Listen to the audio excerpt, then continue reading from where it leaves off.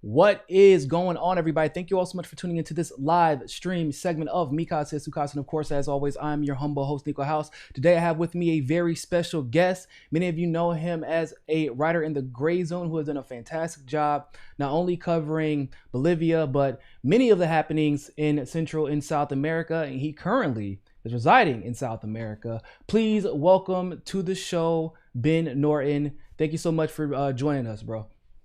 Thanks for having me. Glad to be here. And thanks for, covering these issues that mainstream corporate media outlets won't talk about, because now if you criticize Biden, you're a fascist, apparently. Yeah. I've been a lot of things over the last year that I didn't know I was. I was like a right-wing grifter. And then I thought to myself, I may not understand the definition of grift because I'm living really humbly for a grifter at this point. And I feel like maybe my check got lost in the mail. I've been called fascist. Everyone's like, we get paid every week. Whoever we get paid by changes whatever the conspiracy is. So one week we get paid by Russia, by China, by Iran, and it's like, honestly, we'd be getting a lot more money if that were true. I'm trying to tell you, man. Like, we be getting those Midi Hassan job offers. I ain't got one of those yet. But it's fine at this point. I look at people like you and Max Blumenthal and obviously people like the Convo Couch and Jimmy. I'm thinking like, you know what? I would rather be thrown into this group of grifters than any other group of grifters, because at least this group of grifters is honest and consistent. And that's really one of the reasons I wanted to have you on the show, because I wanted to talk a lot about what we're going to see in Central in South America under a Joe Biden administration as opposed to a Donald Trump administration. Now, neither of us are fans of the Trump administration and how they've handled things in Central and South America, but I do think that there are some meaningful differences. And those differences, unfortunately, under Joe Biden, in my opinion, don't favor the Central and South Americans. What do you think? Yeah, well, first of all, I think it's cutting out a bit here in the stream, so I'll just try to go ahead and let me know if we can. if Yeah, you we can hear you. We can hear you on this end. I'm not sure why it's cutting out, but we can hear you. Great. Okay. So I'll just say that, first of all, we have to look at what Biden has done, because, a lot of people are just trying to speculate as if like Joe Biden was just born like a phoenix from the ashes and his entire political career doesn't matter. Like somehow he just had a change of heart in the past like 30 days, and everything he's done in his political career for decades is irrelevant. But I mean, let's just look objectively at what Joe Biden has done. Many people know that this guy, not only did he strongly the Iraq War, he actually whipped Democratic votes for the Iraq War. He said that he strongly supported the George Bush administration's agenda. He praised George W. Bush, their close friends. Biden also strongly supported the war in Libya in 2011, which was just one of the most criminal things that the Obama-Biden administration oversaw. This was in 2011. NATO state of Libya, which was the most prosperous country in Africa.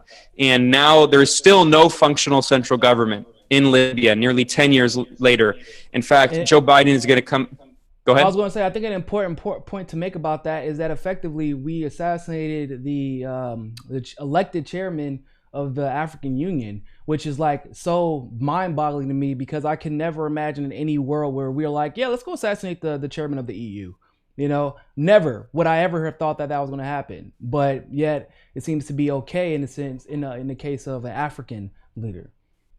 Yeah, it's absolutely right, and we know that Muammar Gaddafi was trying to create a new Pan-African currency based on gold, and that was one of the many reasons that he was overthrown. You dirty, rotten conspiracy theorists. That's what you are. I mean, what's so funny is a lot of this stuff has been confirmed by John Podesta's emails. There's all these emails talking about how the French, then under Sarkozy, this like neo-colonial right-wing president. I mean, not that the current president's much better, Macron, total neoliberal, but under Sarkozy, he was just pretty explicit that we want to get access to Libya's massive oil reserves. We want to get access to deposits and prevent them from creating a Pan-African currency. And let's keep in mind that France colonized large parts of Africa, and still, especially in Western Africa, numerous countries, their foreign currency reserve held in the French central bank. They don't even have sovereign monetary policies. Like the French monetary policy toward Africa is this form of neocolonialism. So, but anyway, this isn't to let off the U.S. I mean, it was the Obama-Biden administration and the Hillary Clinton State Department that oversaw this war. It was mostly U.S. planes doing the bombing, the NATO bombing, and it was and Chad, the president of Chad. I wish I could remember his name, but he was effectively one of our puppets that we use as a government to funnel terrorists into Libya and then blame Gaddafi for actually defending his country, saying that he was actually attacking innocent people. Yeah, that's absolutely right. We know because of Seymour Hersh, one of the only good reporters left in this country, where he reported that the whole scandal of Benghazi was not like this ridiculous Republican scandal. There was a real scandal, and it was that there was a rat line that after overthrowing Gaddafi, well, first the NATO supported the Libyan Islamic Fighting Group, which was an Al-Qaeda aligned group, just extremist Salafi jihadists. And after they killed Gaddafi, I mean, they brutally sodomized him with a bayonet on camera and did all these awful things. After that, Gaddafi had a large weapons reserve, just massive weapons cache. So the United States and also Britain and other intelligence agencies from Europe used those weapons and had a rat line going to Syria and gave those weapons to these jihadist so-called moderate rebels to wage the dirty war there. So, and they didn't just go to Syria. These weapons also ended up in the hands of Boko Haram, which later joined ISIS, in Al-Shabaab. So all of these extremist Salafi jihadist groups across Africa, especially in northern Africa, they all got weapons from the Libyan weapons stash that the U.S. was responsible for giving them access to by destroying the Libyan state. So, I mean, the point is that Biden has his hands all over this. He was vice president. I mean, that's one of the most important roles. And especially keep in mind that Biden, among the Democratic elite, this is someone who focuses a lot on foreign policy. He considers himself kind of like a foreign policy guru, and he's always been very hawkish. So Libya is like the Dick Cheney of the Democrats, right? Effectively, Dick Cheney was put in to monitor Bush's foreign policy, or really to craft that policy. And a lot of people feel like except Dick Cheney was way smarter than Joe Biden. Yeah, that's true. That's true. Dick Cheney was like an evil genius. I mean, I'm not trying to say that like, he's a pure evil guy. Like he's more evil than Trump. I mean, Trump is bad, but like Dick, just like he just exudes malevolence. He's just like a cartoon villain. And that movie Vice, I mean, people criticize it. I actually think it was a pretty good. I think it was a of this guy who's just like this heartless cold warrior and like this Machiavellian imperial strategist. So yeah, I mean, you can compare him in that way, but the thing is that Biden has an entire of this even before he was vice president. For many years, as I mentioned, he whipped votes for the Iraq war. Before that, he had actually calling for a war on Iraq even before George Bush was president. So under Bill Clinton, Biden already had a reputation for being an extremely hawkish Democrat. And he was very much in the kind of Beltway blob. That term has become popular among kind of like progressive Bernie-crat style Democrats, many of whom are just totally on board now with Biden. I like the term that y'all coined, the Brooklyn progressives. The Brooklyn left. I mean, the Brooklyn left. I mean, actually, there's the Brooklyn left and there's the DC left, which is even worse. They're both bad. But like these people and like Faye Shakir, who I mean, he wasn't that bad, but ever since Bernie dropped out, I mean, he's just moved further and further right. And Faye Shakir just praised Antony Blinken, who is the warmongering liberal. Talk about grifters. I mean, this is guy. In the same day, I think Hillary Clinton praised that pig. No, exactly. And this is a guy who, he was like, we're building a progressive wing in the Democratic Party in Washington. And as soon as Bernie dropped out, they endorsed Biden, campaigned for Biden, and then are now angling to try to get a position in the Biden administration. I mean, which they're not it's just getting. Totally shameless. No, of course they're not. Which is hilarious because the Bernie people, the Bernie grifters, right? There's like a specific wing, and I think a lot of people have recognized this. There's like the original crew from 2016. that like basically came into the Bernie wave. The Bernie were part of the Bernie phenomena, but that's when they really had everything to lose and really nothing to gain from their vantage point at that time, because there was really no chance that Bernie could beat the establishment. Now, because of the success that a lot of people didn't see coming, there was like another wave that came, that where there could be basically nothing to lose just because of the sheer popularity of not only Bernie but the policies he was pushing, but also they were just in a position where there was really nothing, there was everything to gain and then just nothing to lose. So they came in. I would consider Faz Shakir to be one of those people, to a large degree, Ro Khanna, to be fair. But yet you see those people also, in one degree or another, whether it was like just by sheer silence and never mentioning them or giving them credit, or another way, but like Nina and Tulsi and a lot of the originals have been pushed out of that like apparatus, of that little bubble of theirs.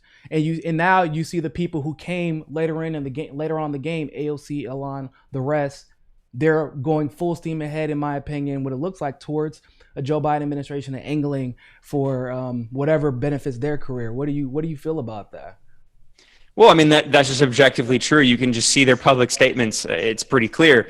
Now, I mean, I think this is a whole other conversation. I think AOC, she has, much higher motives. She's going to try to be president someday in the near future. It's been clear. Like, yeah, so, like probably, I would say in the 2028 election is when she's going to be like. I think she was originally angling for 2024, but I don't think that she was expecting. I don't think that she was expecting Joe Biden. Right? I don't think that, and I think that she was. I mean, she endorsed Joe Biden basically, so I don't. No, she definitely endorsed him. She 100% endorsed him. She actually went on NPR because she got questioned immediately after that and was like, how can you like justify endorsing Biden with this Tara Reid situation? And she's like, oh, well, Tara Reid didn't say that she wasn't going to vote for Joe Biden, even though Tara Reid had explicitly. Oh yeah, I remember that. Yeah, bro. I'm like, so you're just going to lie about a sexual assault victim's intentions, like just to defend yourself? And your clear inconsistency, because with Kavanaugh, she was ready to just throw everybody under the bus. She said, if you even ask for due process, then you need to be primary. But whenever she was obviously on the Democrats' foot, here we go again with the well, it's different this time. When there's really no difference. Like, there's no difference between Joe Biden and the Republicans except for there's a D by his name, right? That's it. That's all there is, especially when it comes to foreign policy. And once again, you can make an argument that he is more hawkish on foreign policy than even your average Democrat, who are already just seem like inherently hawkish. No, I mean, what's interesting is there was a piece I was quoting on Twitter that was in the Wall Street Journal, which, obviously is not a left-wing paper at all. It's named after Wall Street. And the page, there was this guy who's this very hawkish think tanker at the Hudson Institute, which is like a neoconservative think tank. And he interviewed Antony Blinken.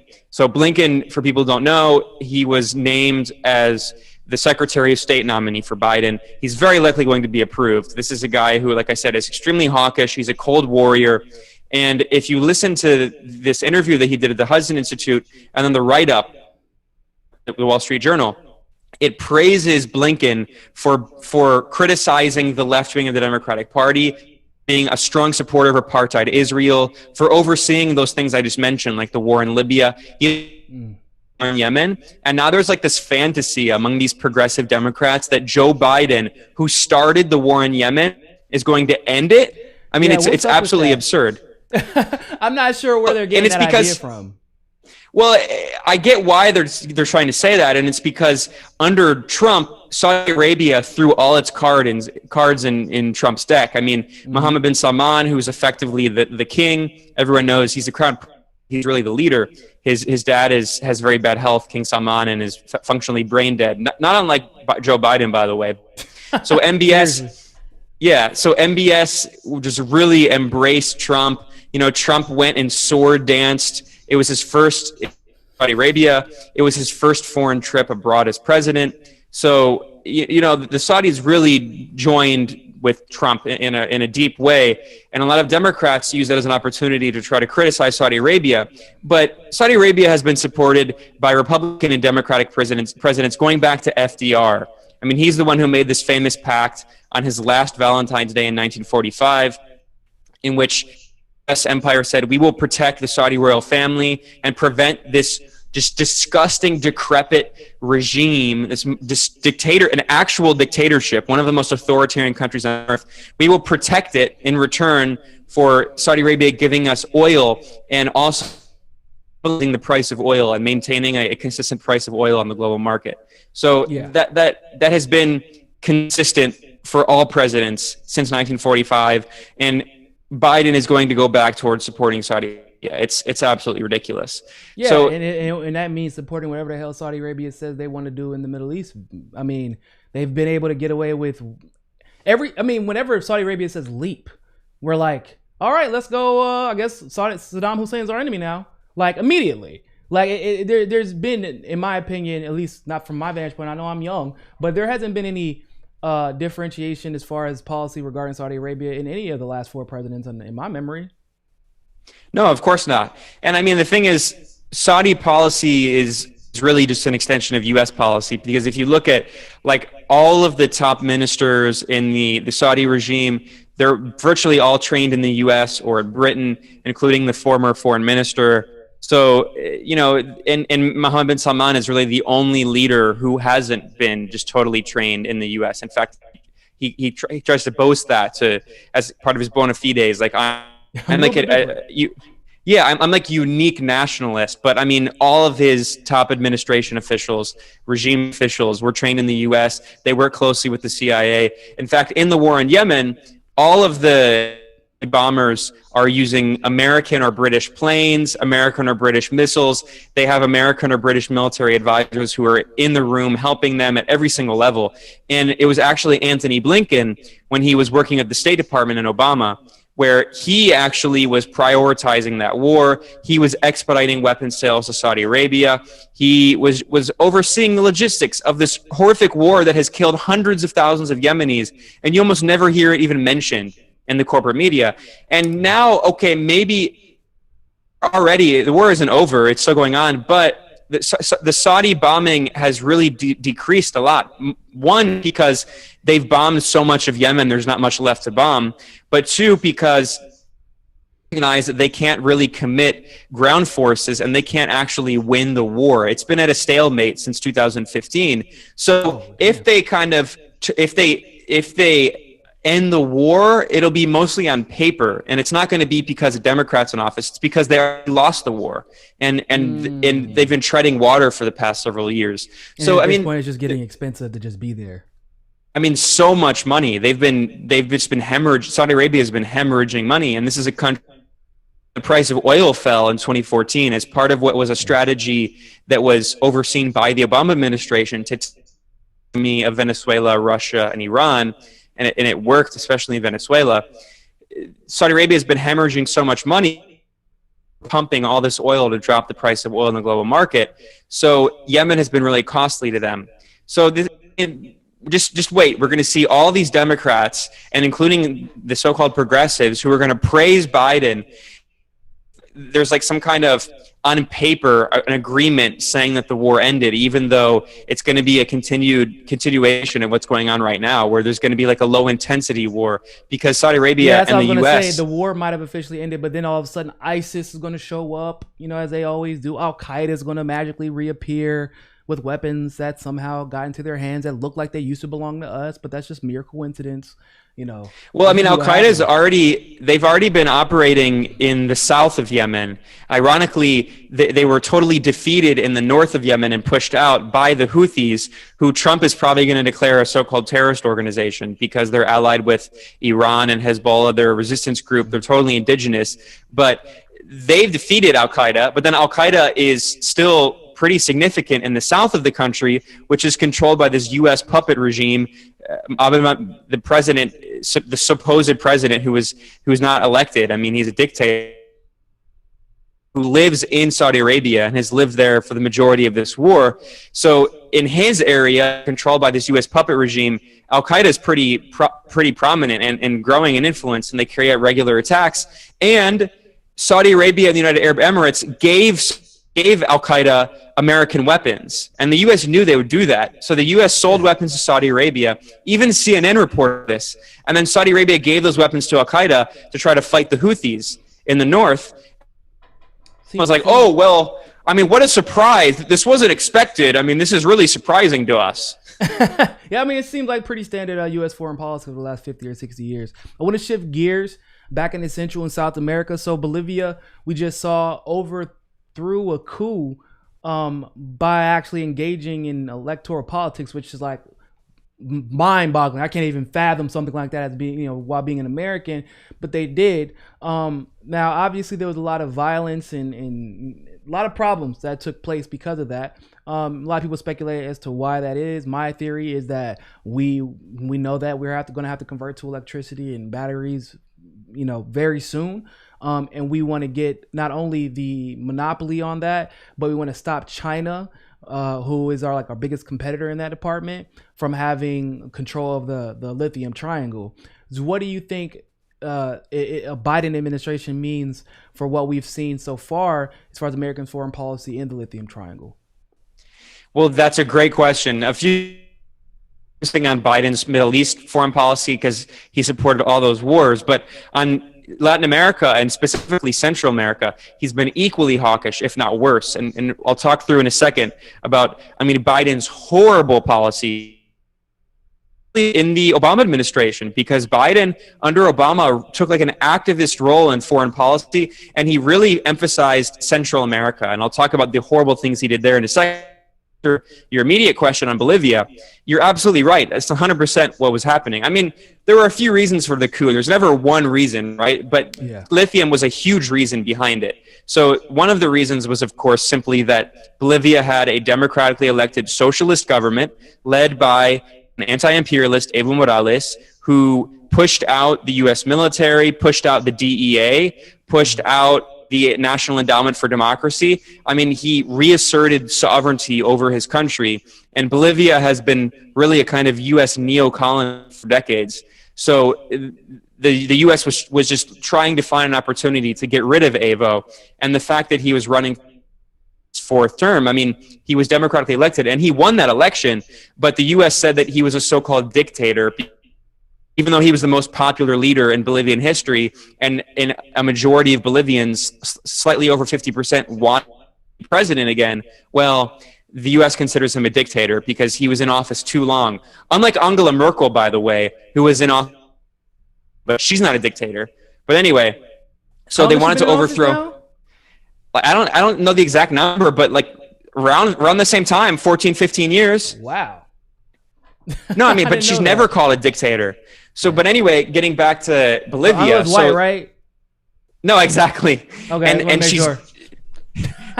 she's the German chancellor, which, by the way, that was the same position created by Hitler. But anyway, whatever. Oh, wow. So, she's not even prime minister or president. She's the chancellor. But whatever. So the German left wing, by the way, just a quick aside before I go back, there's all these liberals who love Angela Merkel, pretend she's some great liberal icon.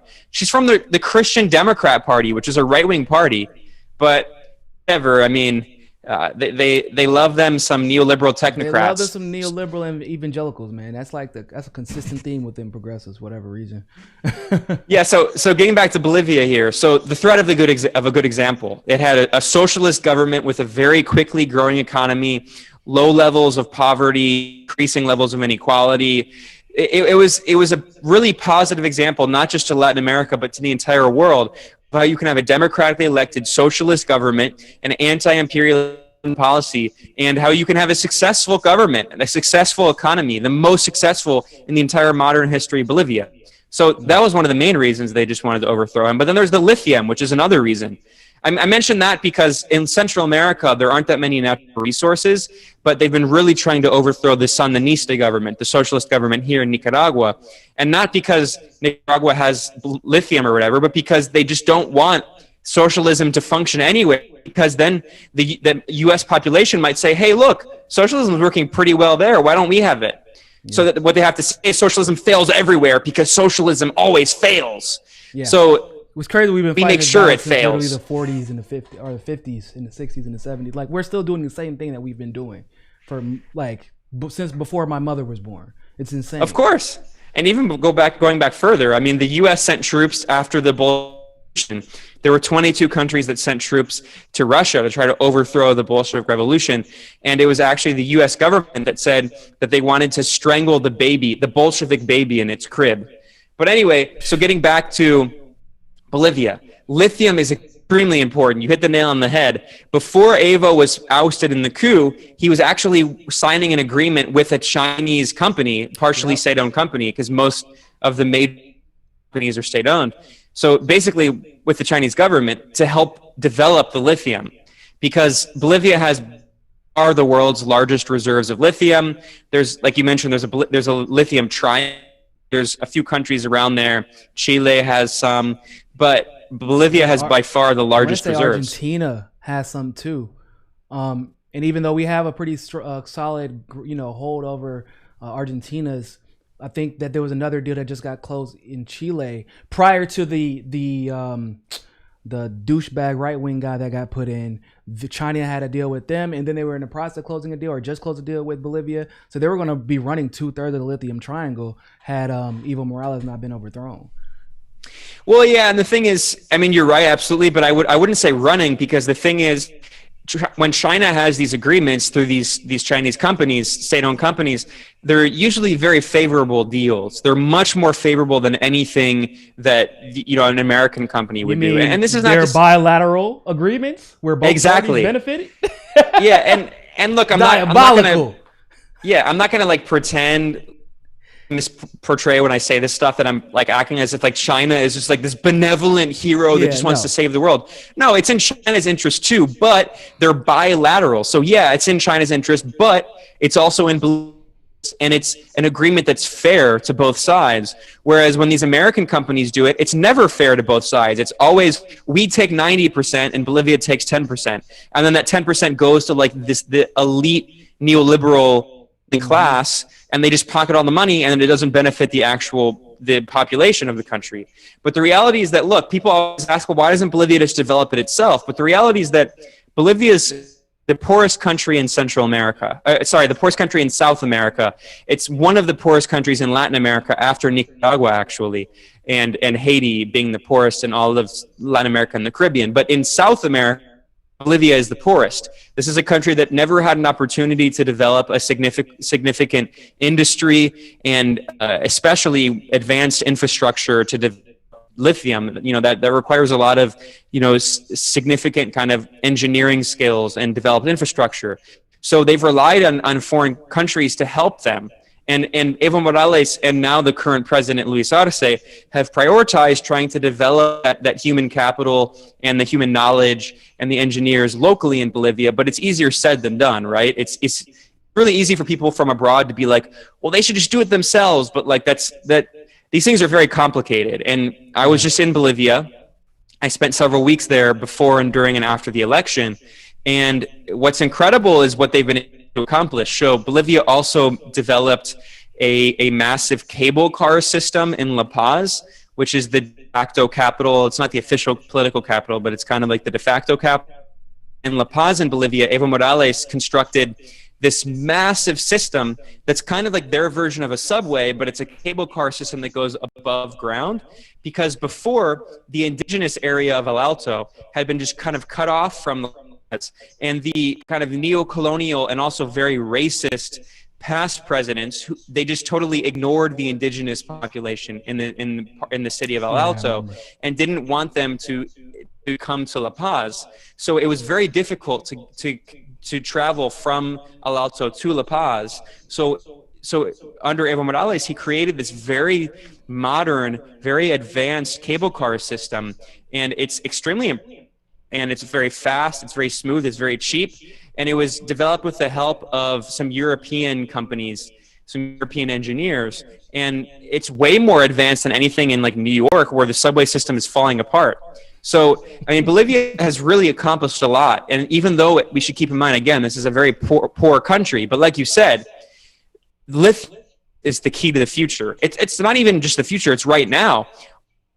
This laptop I'm on, my computer right here, anything that has a rechargeable battery relies on lithium. What would you say to this? Because I've seen this argument being made from Tesla and others that they get most of their lithium through Nevada. something to that extent. But for me, I feel like, yeah, but we also frack most of our oil, but that doesn't mean we don't go attack other countries because of their oil. It's not just about having control over, or excuse me, it's not just about having the oil or the primary resource of the country at the time or the world at the time. It's about making sure you also don't have access to it so that we can control the pricing and the profits. So what do you think about this idea that Bolivia had nothing to do with lithium because we get our lithium from Nevada?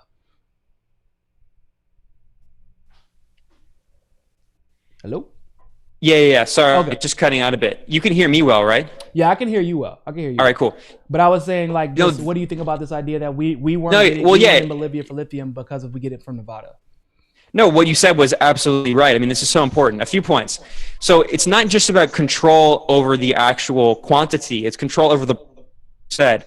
That's a huge part that people don't think about, because think about it. It's just basic supply and demand.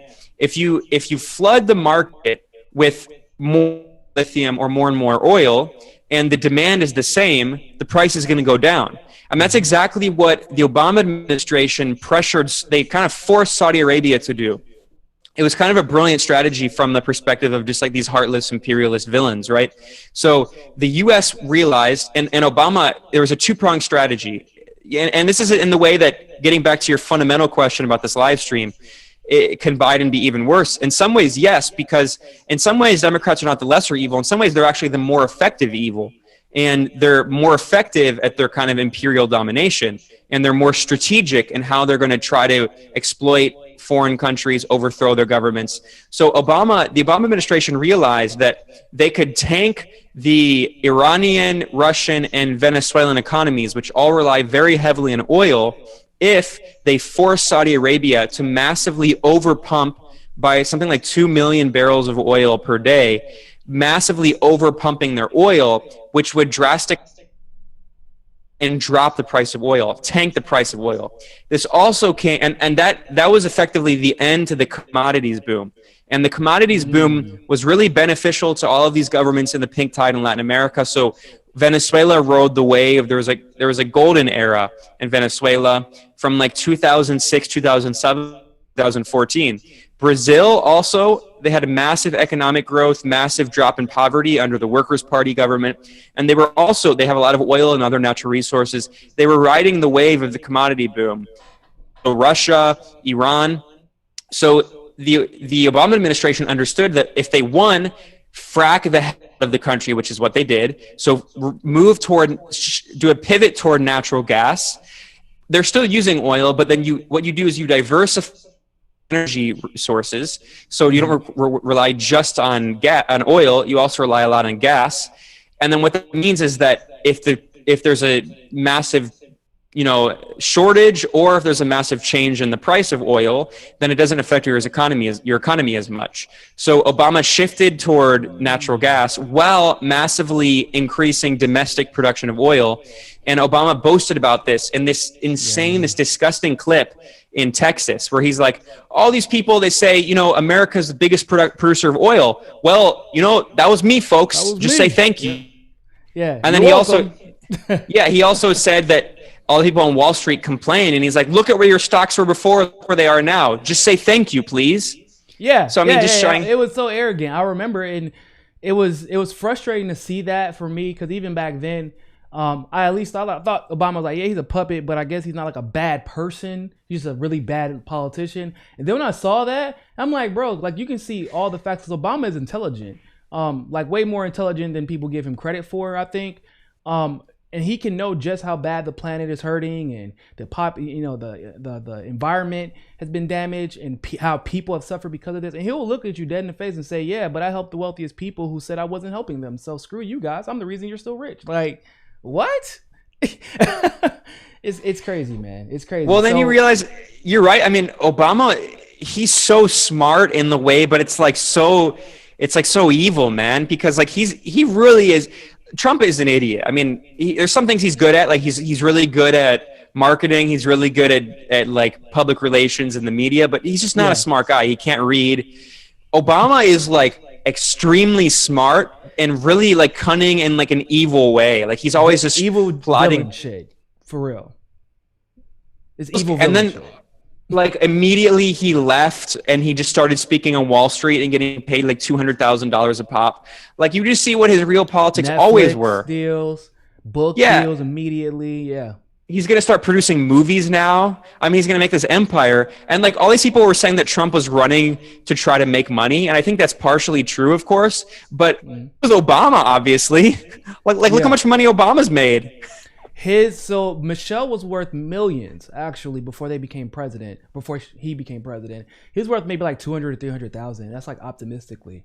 Now, obviously, when he became president, that shit flipped and he became worth like 20, 25 million by the time he got out. And you're like, well, how did that happen? His only job was being president, and that paid what, 400,000 a year?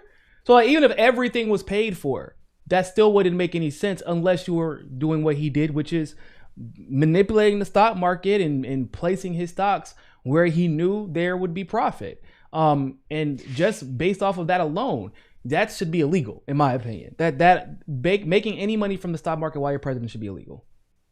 Yeah, well, I mean, and it's not just that. I mean, that's kind of that's small game. I mean, what they're really doing is the Obamas have built like this massive brand. And you're right, it's the Obamas, not just Barack. It's Michelle. I mean, they have this massive cultural capital now, and they're going to exploit that for decades. And it's not, the Clintons are very different. The Clintons are pretty hated. They're so loved. And it's not even just his control over the Democratic Party. They're going to make movies. He has like these lists of just like awful music, like Fleetwood Mac. It's like, oh God. But it's like, bro, I don't know if you're familiar with Tidal. Are you familiar with Tidal, the streaming service? No. So Tidal is like Spotify, but better. To be frank, and it's like because of his relationship with Jay-Z, every so often they put on like, oh, these are Obama's favorite rappers. This is what he listens to when he wants to get. I'm like, what the bro? He's everywhere, and it's funny that you say that because like when you think of the direction that the Democratic Party has taken, especially since the 90s and the late 80s, this was set up so that Clintons could inherit everything that they felt that they were entitled to. And instead, it's the Obamas inheriting it because, like you said, the Clintons, as popular as the Obamas are, the Clintons are at least that unpopular simultaneously to the point where they can't even sell out these one-on-one sessions that they have, and they bring the crowds in and you want to hear me read my book? No one cares. Where are the Obamas at? We thought Barack was supposed to be. And I do find that, as you know, with all this bad stuff going on, that I do take solace in knowing that the Clintons are as unpopular now as they will ever be. So like they kind of had their thunder stolen from them. So that's a good thing. I like that. Well, and they were just, you know, it's so tragic. They were forced to kill their best friend, Jeffrey Epstein, you know? So, well, he seems to be everybody's I feel for best them. friend. Now Bill doesn't have his connections anymore. How is he? He's not, Lolita Express. He's not anymore. But that was crazy how they had. Hey, him, Bill Clinton and all his lawyers. That's just a joke. It's satire. Don't sue me. Yeah, for real though. After all those revelations, it was still bizarre to me how they could parade him in front of the Democratic Party at their national convention this year, and like thought that was a net positive. Isn't that insane? Like that's where we're at in politics.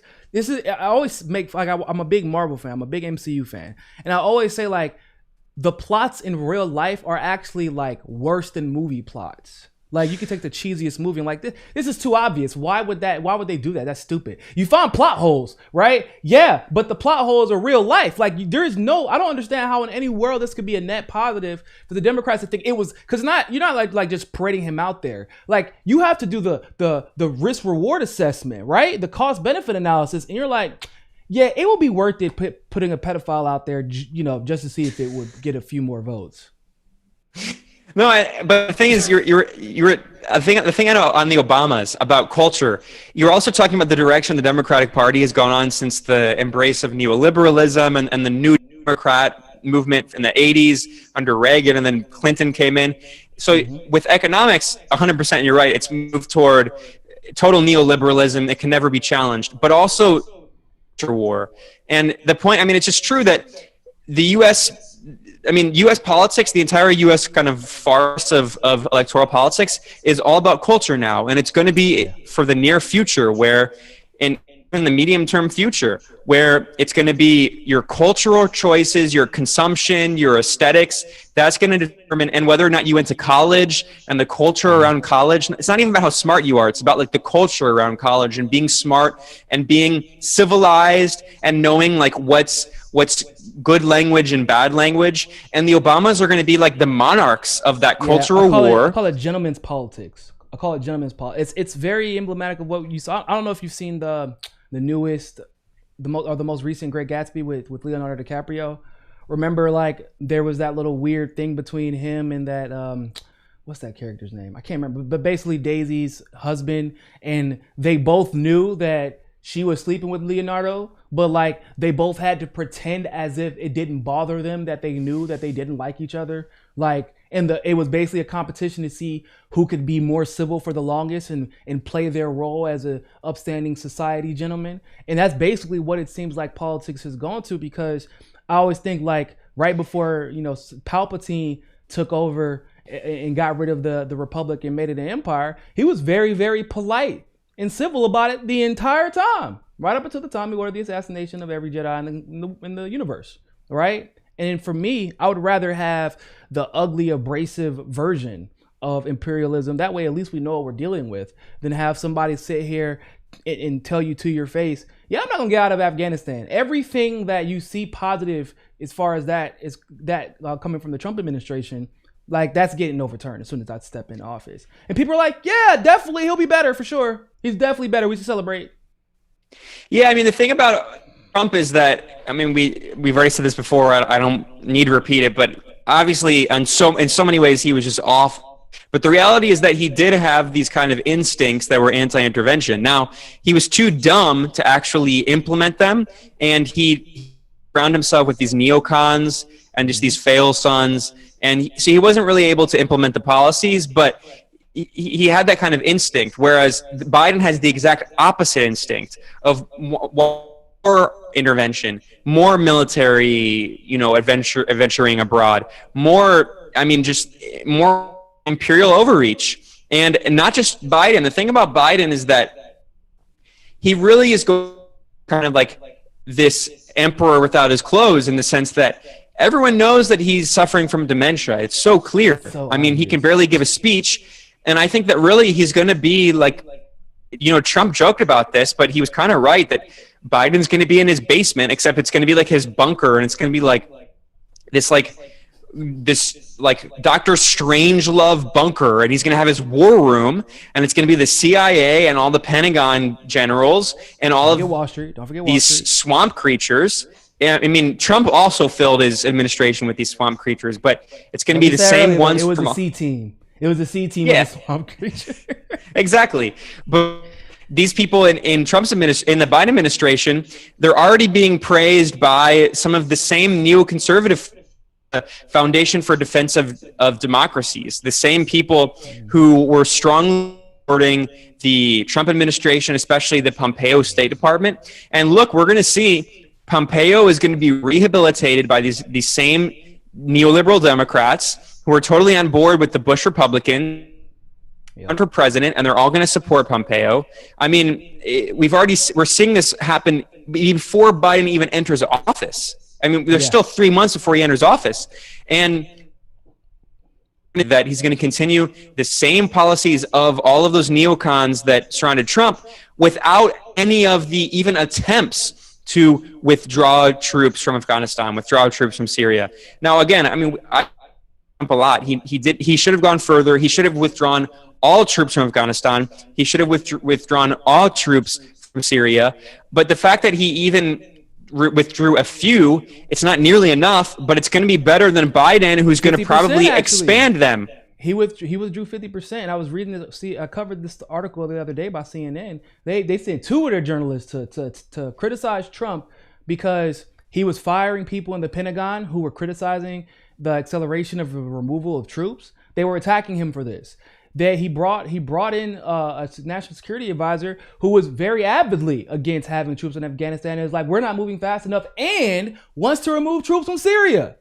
I'm like, y'all really putting me in a damn dilemma right now, because I feel like I'm going to really have to defend Trump here, because Crazy. What's also crazy, I mean, it gets even crazier if you remember back to when Steve Bannon was pushed out. I mean, Steve Bannon is, talk about evil people. He's definitely more evil. Like, this guy is more crafting and cunning than Trump, and he has like this really horrible vision of just like a far-right dystopian future. But don't forget, why was he pushed out? It wasn't because Steve Bannon's like a crypto white supremacist. It wasn't because anti-immigration stuff. It wasn't because he wanted, tax breaks for the rich and all of that, all the horrible things. No, it was because he disagreed with McDonald's on Afghanistan, and he wanted to withdraw troops from Afghanistan. And that's one of the main reasons he was pushed out. And Syria. Yeah. That was where everybody else says Steve Bannon recruited Tulsi to talk to Trump. Basically, it was to educate him on what was really happening in Syria, because obviously Tulsi had went to Syria in 2017, and it seemed like, because all those interactions kind of happened around the exact same time, and then right around the time Trump was like, "I'm pulling the CIA out of Syria," very shortly after, all of a sudden we find out Steve Bannon is inexplicably ousted out of the White House, and it wasn't because of Trump. It wasn't Trump who did it. I think it was kind of like a mutual thing where Bannon got tired of it, because I'm sure you've read plenty of JFK books. You learn that when you're president, the CIA, they fall under the executive branch, but they're not your ally. They are there to make sure that you maintain as much military presence around the world as humanly possible, and to embarrass you if you ever try to step away from foreign policy orthodoxy in the States. So I think that's just kind of important to remember, that they're as much as I do criticize Trump, and he deserves a lot of it, I do try to be understanding from the perspective of no president, unless you just have this crazy array of knowledge prior to you getting indoctrinated into this Western imperialistic mindset, no president is going in really equipped to deal with what they're dealing with from the intelligence community, because you're talking about a community that where there isn't news, they can make news. They will assassinate and take out and bomb and install terrorist organizations and make it so that you have no choice but to be there based off of something you had said prior to that. And I think that's important to remember. And under Joe Biden, basically, they don't have to make up the news. Joe Biden will, do whatever you feel like doing, guys. Have fun. There's going to be no challenge. There will be no firing. This is the first time in my lifetime that I can say that I saw the firing of a neocon because he was being too neoconservative, because he was being too imperialistic. With the firing of Bolton, that was actually kind of hilarious, I might add. It was funny how he just basically roasted him for the whole world to see. But that, in my opinion, I think that's what we should be doing to neocons. We should be publicly shaming them. No, of course. It's hilarious. And the CIA really determines all of these policies, and just the national security state, and the deep state. They tell us, it's a conspiracy, but it's like government has a deep state. It's the elements of the national security state apparatus that stay the same from president to president. And it's funny because I had been using the term deep state for a long time. And what's funny is if you read kind of it was in even mainstream political articles, they usually referred to the Turkish deep state as if only Turkey has a deep state, but not the U.S. America, it's free, and it's ridiculous. If you're referring to Turkey's deep state, you're basically referring to the United States deep state, because if there is one there, it's because we put it there. Yeah, of course. But the thing about the U.S. deep state is that it's so massive. It's one of the biggest deep states in the world. Think about how many tens of thousands of people work in the Pentagon, and they're the same from every administration. And the CIA, the FBI, the NSA, all of those other intelligence agencies, which are just organized crime agencies. UK. What's so funny is Australia, UK, the United States, and there's one more. Is this Canada? Yeah, Canada. Did you see that insane movie, The Comey Rule? No, I refuse to entertain anything Comey, but it's so bad. It's so bad. It's not even it's one of those cheesy made for TV movies when it's the acting sucks and it's a Hallmark this movie is just cookie cutter stuff. And then that's just from the perspective of filmmaking. And then the politics are just it's they're injecting you with crystallized a heroin condensate version of liberal resistance ideology. So Comey Rule is Comey's been a liberal prosecutor his entire career. All of a sudden, no, it's even worse. It's not that he's a crypto liberal. It's that he's a good Bush Republican who has his heart in the right place and is and wants what's best for his country. And he was trying to just defend the legitimacy of American democracy and these great institutions like, drumroll, the FBI, which assassinated Fred Hampton. But he's defending them. But Trump was just such an evil goblin villain that he just got rid of him because Trump is bad. Even though the Office of Inspector General effectively said, no, he was actually legitimate in firing him. It was the right move to make in his OIG report. That's what he said. And everybody has to remember the OIG didn't like Trump and still said that he was justified in firing Comey. So yeah, I mean, I don't want to spend like an hour talking about Russiagate because we could talk about that for so long, and Russiagate, that's a whole can of worms. But the thing about that movie, the reason apparently, Russia no longer, Putin's iPhone died. He can no longer have the elections since Biden has won. He was like, Putin was so scared of Biden. He's like, I can't touch that election. No, not when Biden's running. Niko, it was the most secure election in modern America. Insane. Which effectively you would have to give credit to Trump for, by the way. That's what's even funnier about that. Because they're like, nah, this election couldn't have been. It's the most secure in history. So you're saying that the Trump administration took election integrity seriously and shored up elections across the board? Well, no, that's not what we're saying. Well, then what are you saying then? Because if nothing has changed effectively, except for actually things have gotten worse, if you are into election integrity stuff, but things have gotten worse. So this is actually possibly the least secure election in the history of this country. And they're like, no, it's the most secure. Well, what's crazy is also the Republicans were the most blatant with their just racist voter disenfranchisement. They were like, yeah, we don't want black people and Latinos to vote. They were just doing it openly, trying to get the courts in each state to not acknowledge those votes. And Democrats are like, no, most secure election in history. That doesn't matter. Right. And mind you, there was just a whole movie that they put out about Stacey Abrams on Amazon Prime. Gag. I didn't even watch it.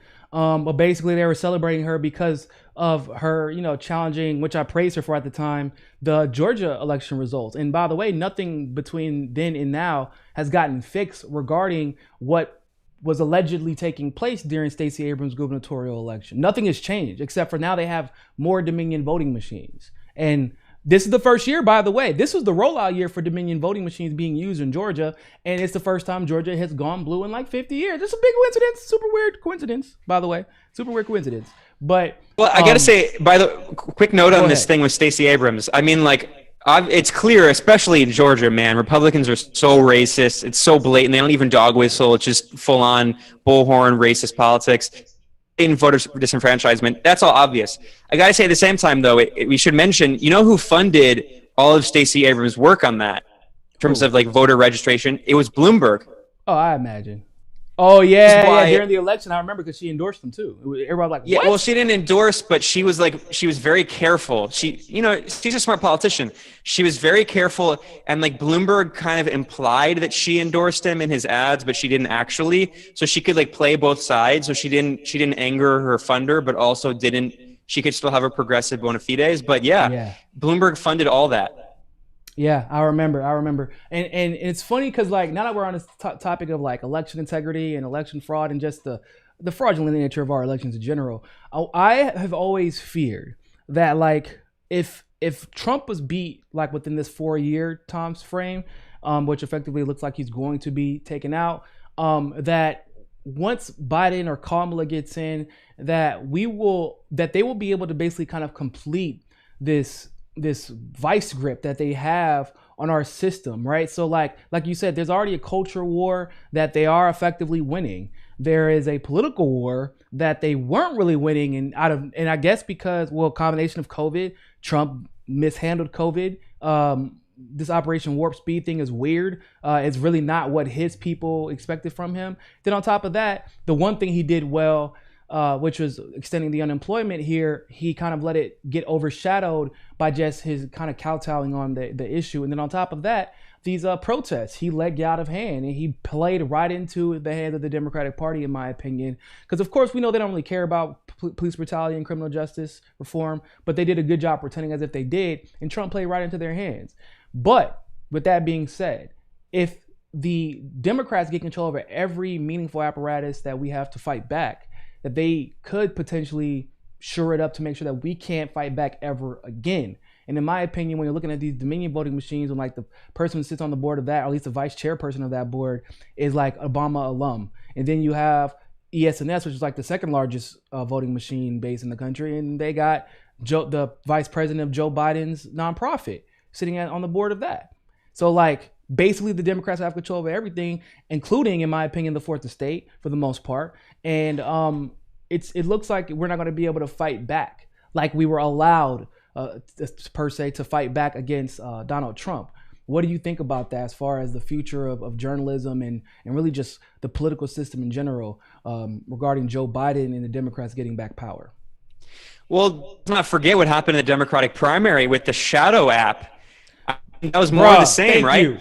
It was just right out in the open, where this company that was run by Obama and Hillary Clinton staff, that was funded by this billionaire who also is a Democratic donor, and this guy Reid Hoffman, who's like the centrist neoliberal guy. He funds a lot of media, by the way, like pro-war interventionist media.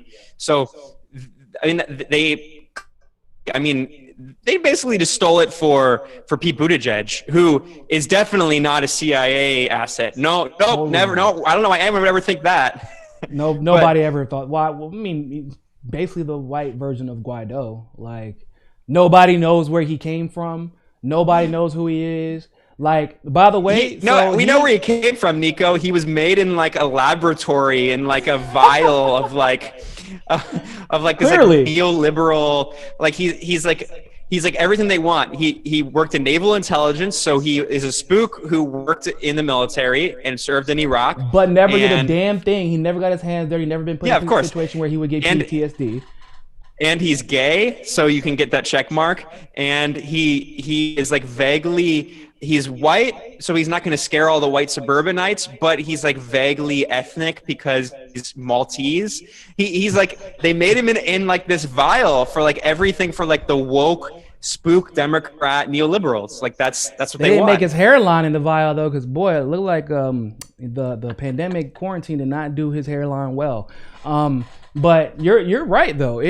We got the Buttigieg situation, and Buttigieg is the thing about Buttigieg that I didn't have an issue with it, but it was funny because people were like, he's the next Obama, and I didn't want to sound like I was defending Obama. I'm like, I get that they want him to be, but like this dude is nowhere near as charismatic as Obama. Obama is scary charismatic, because even to this day, bro, like admittedly, I find myself still wanting to like him, even though I know I despise that man's being, because that's how charismatic Obama is. Every time I see a speech by Obama, I'm just like, man, it's hard. Like this guy is, I know how evil he is, but it's hard to dislike him because he really is really likable. I hate it. And yeah, Buttigieg is not like that at all. You know what's is that I was watching that clip, I think Michael Moore posted, or someone was posting it recently. It was on Twitter, went viral again. One of the worst things he ever did. It just blows my mind how just vile it was. Flint and pretended to drink the water. Oh yeah, it was crazy. What's so crazy though is I was watching that clip, and until he drinks the water, you're like, and he's giving his speech, you're like, man, he's so likable. And then he drinks the water, and it's like, oh man, he is just, really evil. Is. His heart is just like to defend a Republican governor, to defend a Republican governor who was already on the outs, like he was going to get kicked out. But like that's what's so crazy. Like, and Buttigieg is just not that. But going back to this point about journalism, like you see like coverage of Biden getting shut down, like this Hunter Biden situation, like me and you, like one thing I think that we have a very similar worldview, and I think it's because of our understanding of foreign policy and how really all foreign policy is in one form or another U.S. centric, and a lot of people don't really realize that. Like when you're looking at what happened in the Ukraine, like one of my biggest fears, like something I've been worried about, which is I know random, but I'm like, President Zelensky has a problem on his hands now. He just tried to hold the Biden administration accountable. And now they're about to be back in, not necessarily with the mandate of the Democrats, but a mandate of the quote unquote deep state. All the worst, the Republicans are still in the Senate. They have enough power in the House and enough people that will capitulate to the power there that they could put sanctions on the Ukraine immediately. Then, of course, Biden could exercise executive power there. They still have the Clintons that look like they're about to come back into play. And we know how effective they are overthrowing governments through the Clinton Foundation in one form or another. Like, That type of stuff bothers the hell out of me. And what I'm worried about is that we won't be allowed to cover it. Yeah, I mean, this gets to the point we were talking about voting machines and the shadow app and all that. It gets even worse. So if you look at media and corporate media and social media and all of that, I mean, there's going to be massive censorship. It's already so bad. I mean, it's like comical at this point. We just saw, I mean, this isn't comical. Some of the censorship is just hilariously absurd, but this is actually scary. Just this week, there was this part Palestinian activist in Oregon or on the West Coast who was suspended because some Israeli group called her anti-Semitic, and then Twitter just suspended her. And she's like a big Palestinian activist. So somebody called her anti-Semitic, and they suspended her? Yeah, this Israeli right-wing group that's like Stop Anti-Semitism. It's like this right-wing group that calls anyone who criticizes Israel anti-Semitic, and Twitter suspended her. And that's not even to mention like the massive collusion between the Democratic Party, between all of these big tech corporations and these think tanks. I mean, there's so many examples. I'll just give a few really quickly. I mean, anyone who's interested in this stuff, we cover it nonstop at the Gray Zone. So you can find, we have a few sections, like we have categories like information wars and big tech. And we talk about all of these links, but here's a few examples. So Facebook, which, you know, Zuckerberg is clearly very Democratic leaning. Facebook funds a lot of these groups. And Facebook works with the Atlantic Council. The Atlantic Council is one of the main think tanks in Washington, D.C. It's really kind of like NATO's de facto think tank. It's extremely hawkish and it supports every war. It's funded by the U.S. government. It's funded by the British government, by the United Arab Emirates, by the arms industry, fossil fuel corporations, by NATO itself. And it's very close to the Democratic Party and the kind of neoconservative Republicans. So top officials in Biden's administration are going to come from the Atlantic Council. They have a revolving they're also door. tight with the Clinton Foundation. A lot of they have a revolving door within the Clinton Foundation, Atlantic Council, for sure. So the Atlantic represents like the kind of neoliberal, neoconservative, bipartisan foreign policy consensus and economic consensus, and they are working with Facebook as a fact checker. So you criticize U.S. foreign policy or NATO, they're going to say it's Russian propaganda. They've been censoring a lot of stuff. So that's one example. All of these like fake fact-checking websites are funded by Western governments like Stop Fake and all of these. Actually, a lot of them are Ukrainian, and they're funded by like the U.S. and European governments. And because they were founded under the Obama-Biden administration to challenge so-called Russian disinformation. And this gets me to another example here. So I wrote an article at the Gray Zone about how a former top 10 official in the Obama-Biden State Department, his name is Richard Stengel. He is now the head of the Biden-Harris team, the Transition Agency Review team for the U.S. Agency for Global Media, which is the U.S. government agency propaganda. It oversees state media outlets and all propaganda efforts. This guy, Richard Stengel, who, again, former top official in the State Department under Obama, he called himself the chief propagandist for the Obama State Department, kind of tongue-in-cheek, but seriously. He also said that he sees no problem in using propaganda against Americans. He said every government does it. We have to do it to our own people. That quote. Yeah. And he said in an event at the Council on Foreign Relations, which another hawkish think tank, which has a revolving door with the Biden administration and intelligence agencies, he said that we have to rethink the First Amendment because we're in a global information wars. He wrote a book called Information Wars. All these people in the Biden so-called national security team are hardcore Cold Warriors. They strongly support the new Cold War on both Russia and China, and they want to accelerate it. And he said that we're in an information war with Russia and China, and they're using our free speech against us. So we have to control, we have to regulate and censor people and rethink the First Amendment because we're in a new Cold War for our national security. So we're going to see censorship even more than we've already seen. And look, I, again, I hate Trump in a lot of ways. He's awful. The reality is that under Trump, the censorship was being driven not by the Republicans. It was being driven by the Democrats because AOC was cheering for censorship. She was begging for more censorship. And she's going to keep doing it under Biden. And it's going to be, they use two canaries to justify this. One, the far right, these fascists are going to take over our country, so we have to censor everyone's free speech because they're so threatening us. And I'm not downplaying that there are these far right groups, and there's all these like vigilante dudes and like the Proud Boys, and they're all these like fascists. And I mean, yeah, it's an issue, but the solution to that is not repressing everyone's free speech, and even worse than that, is not giving massive private corporations the right to just censor anyone they want, because it's not even just government censorship, it's corporate censorship through the government. So all these people on the left, like AOC, are saying, yeah, we don't like these massive corporations, but we want to give them more rights, more power to censor everyone's speech, and not just speech, to censor media outlets. Independent media outlets have been suspended and censored. How many people deplatformed off of YouTube? How many people pushed down on the algorithm? I know you have been. We've been pushed down on the algorithm. Yeah, definitely. Oh man, I got a Worse under Biden. One of their people that work, everybody's like assigned to like a specific group of people when it comes to monetization, like in review and shit. So one of them found me. Actually, it was at the same rally that Glenn had went to in San Francisco with Tulsi. They found me and told me like, YouTube is targeting you and a few other independent journalists, and it's basically because not only from like an information standpoint we were just crushing it, like we were everybody in independent media was just, in the beginning of the election it wasn't even close, but like it was becoming a monetary problem too, because they only get so many ads sold to them, they basically get ad space bought on YouTube, and they get it bought in bulk. Now, their job is to distribute the ads no matter how it gets distributed. Now, obviously, as you know, when we get demonetized, that doesn't mean anything. They still show the ads and they still get the money. But with the CNN and all of them, they have special deals with YouTube where their CPM is like $70 per CPM. Like it's insane.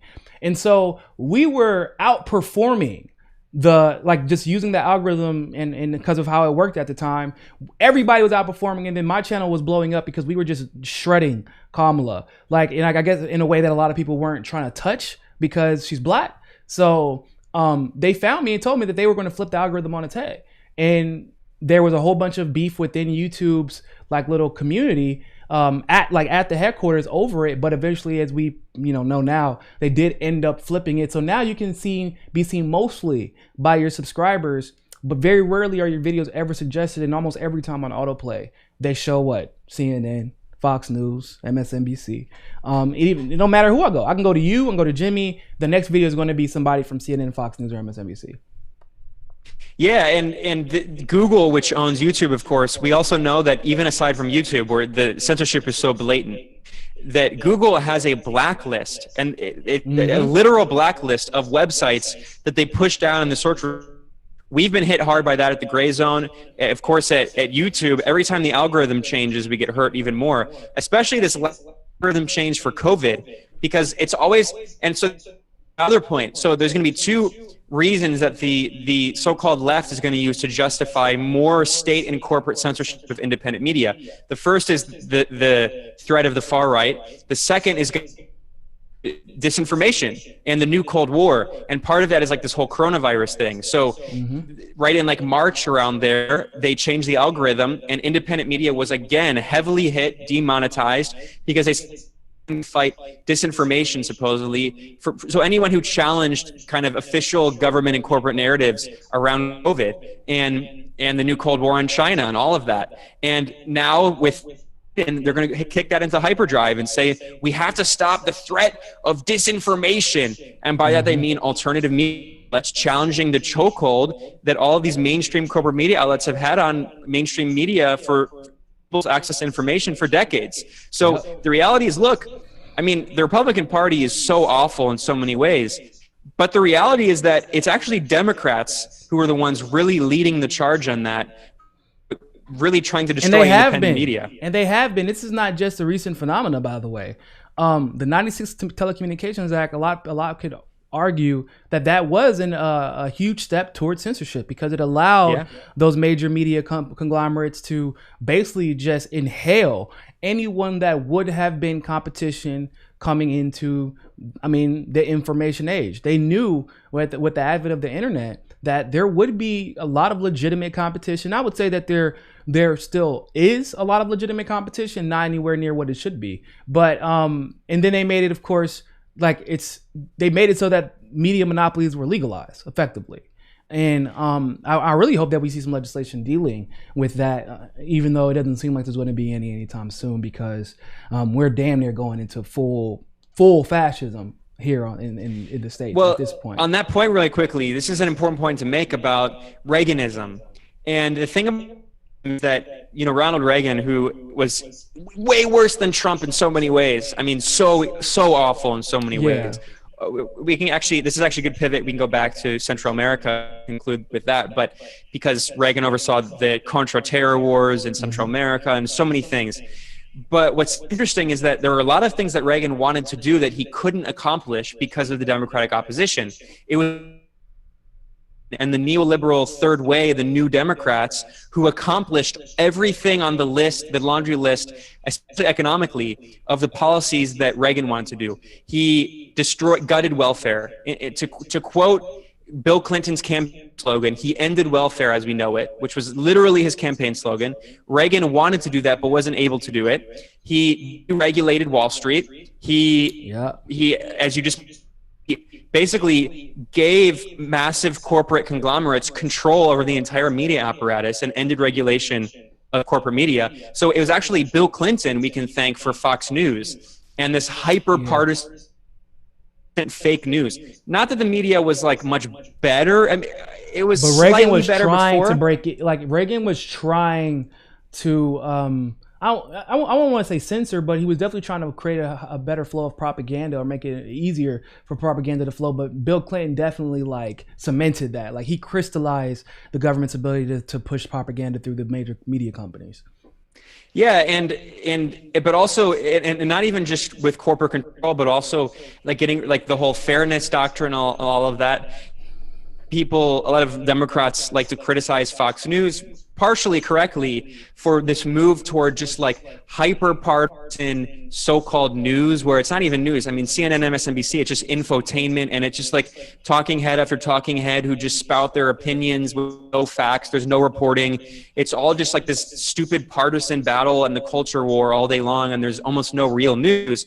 Not that the media was great before. Obviously, it was always this propaganda. It always pushed the government's line, but there was actual more reporting and more kind of facts, even though again they were biased facts. But there was less of this this insane, just nonstop partisan, just pun all day long. And Fox News kind of spearheaded that model, and then MSNBC and CNN took up that model, and now basically all of TV news is just constant punditry, and that's why everyone hates it even more than they used to. And Bill Clinton deserves a lot of responsibility for that. And Reagan wanted to do it, but wasn't able to because there was Democratic opposition. And what's the lesson we learn from that? When you have a hate far-right president like Reagan or Trump, and then a neoliberal Democrat comes in, that neoliberal Democrat is often able to push through the evil policies that the Republican wasn't able to do because of 100%. Democratic opposition. And I think Biden is going to be just like that. He's going to be even worse than Bill Clinton. Even worse because of the boogeyman effect that Trump has had on the Democrats and the neoliberal left, and unfortunately a lot of the progressive left, if there is a progressive left in this country anymore. And now, and it's by the way, I feel like the formula is very simple. Like you just said, what happened after Reagan? They created the DLC because they got tired of getting their asses handed to them. Bush became a one-term president. You bring in Bill Clinton, who ran literally to the right of George H.W. Bush on the crime bill and things, or not the crime bill, but criminal justice reform at that time. Said it was going to be tougher, that the war on drugs hadn't gone far enough. He ran to the right of George H.W. Bush on a lot of issues, which is hard to do when you're talking about a former CIA director. And yet, people, even after Bill Clinton was out of office and went through an impeachment trial and everything, people still loved him. right? So then you get Bush, who arguably, for in a lot of ways, some people might have said was to the left of Bill Clinton. Like looking back at a lot of the things that he was doing. And he got hit the Patriot Act and all that good stuff. Like, but that was going to come, in my opinion, regardless of who was president. But then fast forward, because then eventually Bush became that boogeyman figure. In a lot of ways, rightfully so. Then we get, just once again, neoliberalism incarnate, Barack Obama. So now we don't have to worry about playing the saxophone, the guy who played the saxophone at Arsenio Hall show being black. We actually get a black guy now. It's crazy. And then the epitome of everything you just said, it can be seen in the first African president bringing open market slavery back to Africa and still being cheered on the way out of office. Yeah, and it was, again, just getting us back to the beginning of this and kind of concluding on Biden and his former Biden, who helped oversee the war in Libya, that brought slavery back, that also resulted in the ethnic cleansing of black Africans in Libya, because there's a lot of racism in Libya because there are like lighter skinned Arabs and like sub-Saharan Africans who lived there, like migrant workers, but also just generations of black Africans who had lived in Libya. And of course, Gaddafi was a strong Pan-Africanist and was really moving toward trying to integrate the north of Africa with sub-Saharan Africa, because even though they're very culturally different and have different histories, he wanted to unify the continent. And that's why these extremist Salafi jihadist groups that were like the so-called rebels, the moderate rebels, that killed Gaddafi and overthrew the government with the support of NATO, one of these, I'm not even joking about this is so insane, one of these so-called moderate rebel militias backed by NATO and the US and France and Britain in the war, it called itself the Brigade for the Cleansing of Black Skin. That was the name of the militia, and they carried out massive ethnic cleansing Africans from Libya, saying that there's also an element, because the racism tied itself up with like the extremist Islamism, right? Because this wasn't a book club that was put together where they read books at the laundromat while they're doing laundry, right? It's not about that. Exactly. Okay. No, I mean, this is... Let's try to give them the benefit of the doubt. Yes, hey, Obama supported them, so maybe Democrats think that, but like, no, Obama supported and Hillary Clinton, the great woke feminist. So we have the first black president and the leading feminist in U.S. politics supported the Brigade for the Cleansing of Black Skin from Libya. And one of the reasons it was justified is because the racism was tied up, because a lot of sub-Saharan Africans, like people of sub-Saharan African descent, like black Africans in Libya, they were Muslim. So, or even if they were Muslim, they weren't considered Muslim because they were black. So like the lighter skinned Libyans would say like that they were kafirs and that they needed or ethnically cleansed. And even Human Rights Watch, which is just like a total, basically a de facto arm of the US State Department, and helps support every regime change effort, supported the supreme leader who has ruled Human Rights Watch for 30 years, Ken Roth. He supported the NATO intervention in Libya. And even they, after the war, they published a report acknowledging mass ethnic cleansing of black Africans from Libya. This is the legacy not only of Obama, but of Biden. And we need to keep in mind that when he was more lucid, at least, when he could still speak and wasn't suffering from dementia, Joe Biden played a key role in overseeing the Obama administration's foreign policy. And then finally, this point I was going to make earlier about the Comey Rule and trying to tie it all together.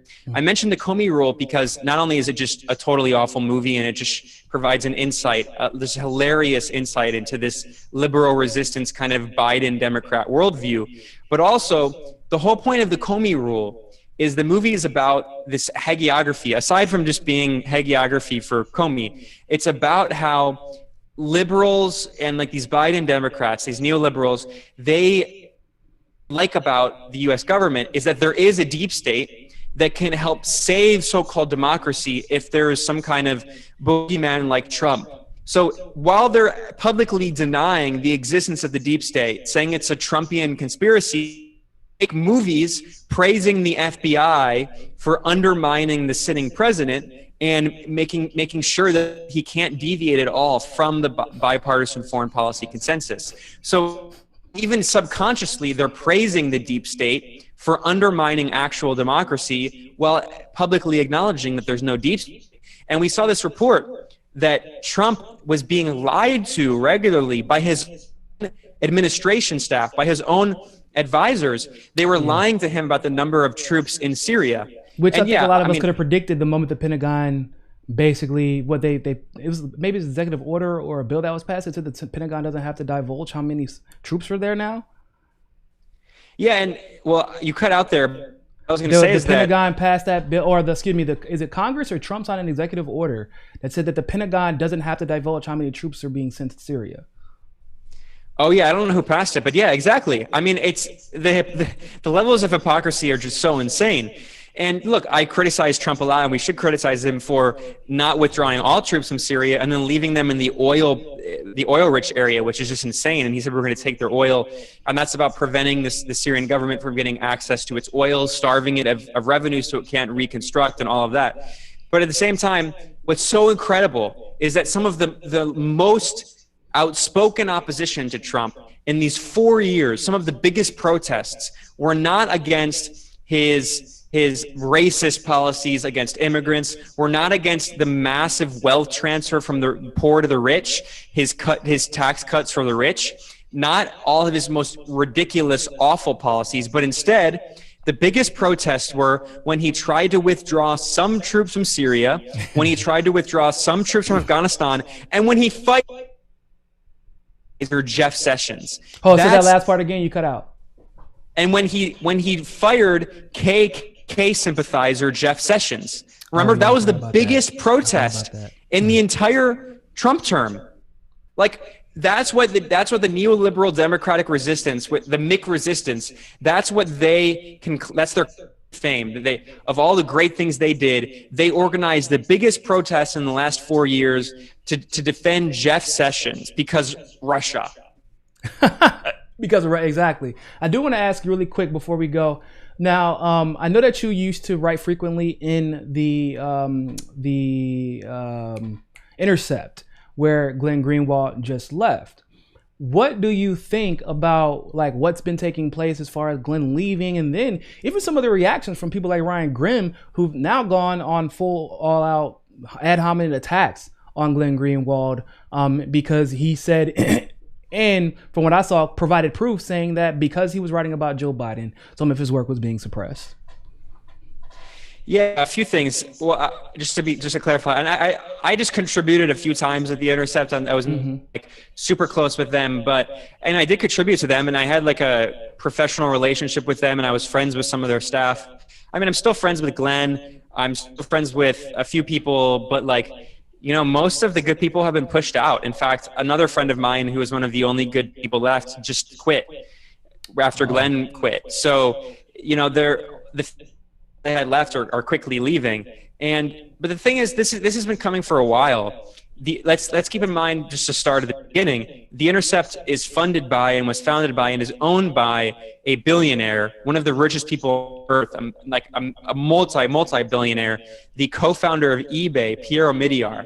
And Omidyar has his fingers in a lot, you could say his tentacles in a lot of stuff all across big tech, Silicon Valley, the so-called national security stuff. So he co-funds a lot of organizations with the National Endowment for Democracy, which is a CIA cutout created by the Ronald Reagan administration.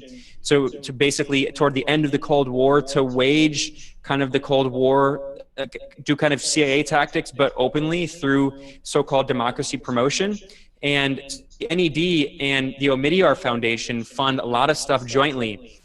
They fund a lot of neoliberal media outlets that are very aggressive and hawkish and pro-war, including this website Coda Story, which is a new war outlet, which is all just Russia and China are pure evil and America is good.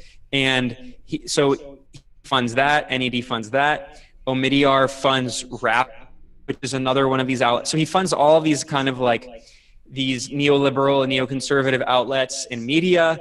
And he also has the Intercept, and the Intercept seemed to be an outlier, right?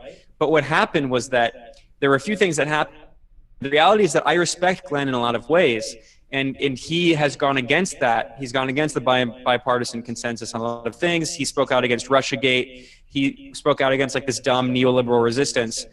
But the reality is that he and his colleagues kind of got played because Omidyar, I think his idea from day one was that he's going to try to contain all of that progressive, independent journalist energy.